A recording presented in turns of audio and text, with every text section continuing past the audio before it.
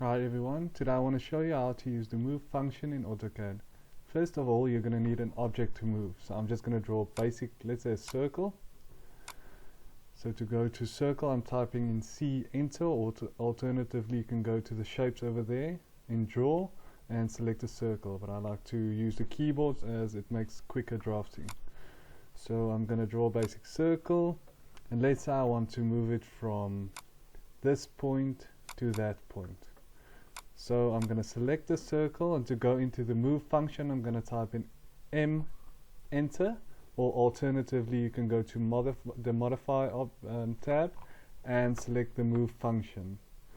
So I like to type it, so I'm going to select any point on the circle that I want. I can select the center point or any one of the sides and click on it and move it to the other side.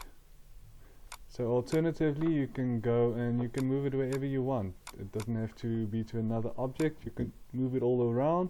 There's no problem with that. So thank you guys for watching. Bye bye.